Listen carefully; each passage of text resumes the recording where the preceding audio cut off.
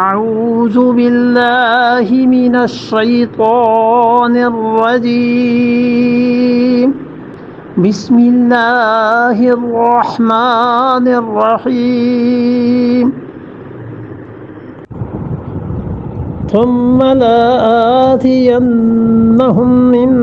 بين أيديهم ومن خلفهم وعن أيمانهم وعن شمائلهم ولا تجد أكثرهم شاكرين ثم لآتینہم، میں پھر ان کے پاس آؤں گا، من بین ایدیہم، ان کے آگے سے، ومن خلفہم، اور ان کے پیچھے سے، وعن ایمانہم، اور ان کے یمین دائیں ہاتھ سے، وعن شمائلہم، اور ان کے بائیں ہاتھ سے شمائل سے۔ ولا تجدو، اور اے اللہ تو نہیں پائے گا، اکثرہم شاکرین، کہ تیرے بندے اکثر شکر ادا کریں تیرا،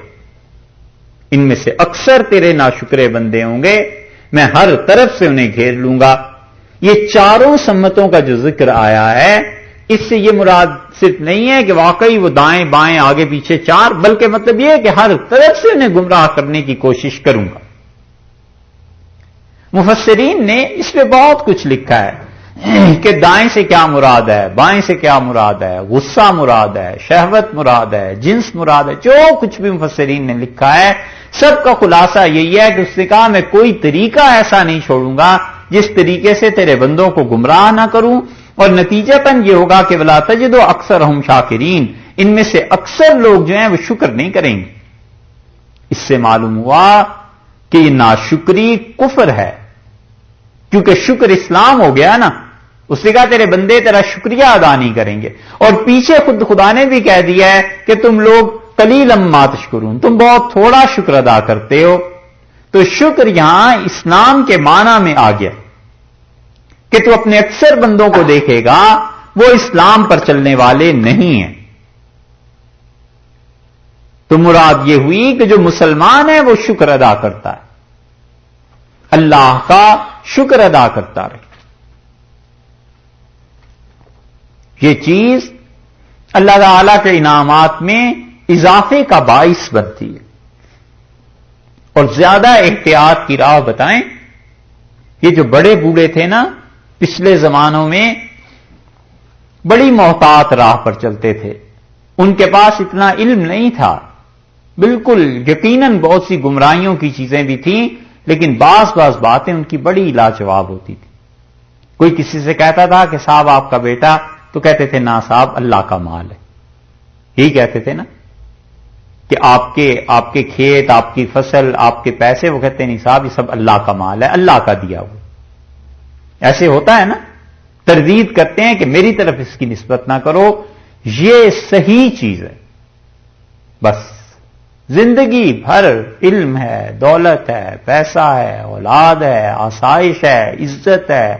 عہدہ ہے، کسی چیز کی نسبت اپنے ساتھ نہ جوڑے نیکی کی، بس کہے اللہ کی توفیق، اللہ کا فضل، اللہ کی چیزیں، بچا رہتا ہے۔ جس دن یہ آنا شروع ہو جائے کہ میری محنت، میرا مال، میرا عہدہ، میرا پیسہ، میری اولاد،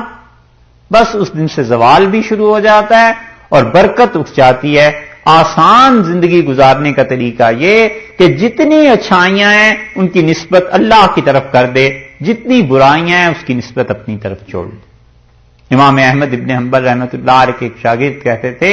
کہ میں ان سے جب پڑھنے آیا تو شیبانی قبیلے سے تعلق تھا امام احمد رحمۃ اللہ علیہ کا، اور شیبان عربوں میں بہت بڑا قبیلہ سمجھا جاتا تھا۔ تو میں نے کئی مرتبہ ان سے پوچھا کہ حضرت آپ کا تعلق کس قبیلے سے ہے، اتنی اچھی عربی، یہ وہ بار بار مجھے کہتے رہے ہم تو دیہاتی آدمی ہیں۔ میں نے زیادہ اصرار کیا تو انہوں نے کہا یار میں ایک گاؤں میں پیدا ہوں، دیہاتی آدمی ہوں، ہمارا کوئی ایسا بڑا قبیلہ نہیں، کچھ نہیں، چھوڑو ان باتوں۔ یہ اس طرح بچتے تھے کہ امر واقعہ میں بھی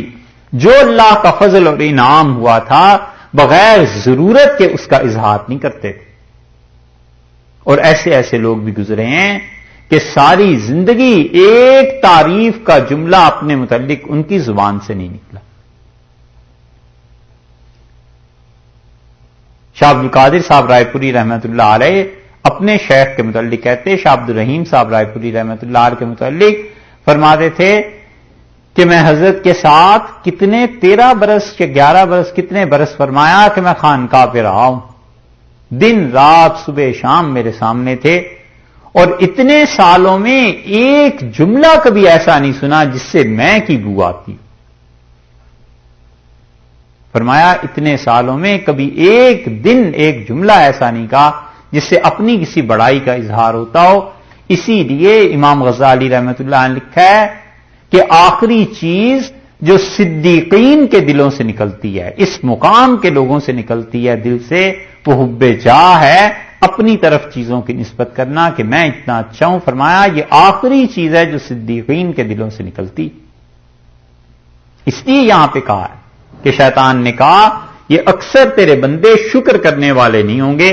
شکر یہی ہے کہ بس اللہ کے ساتھ چیزوں کی نسبت جوڑتا رہے، اور سب سے آسان یہ ہے کہ بندہ اپنے ساتھ ان چیزوں کی نسبت جوڑے ہی نہیں اچھائیوں کی۔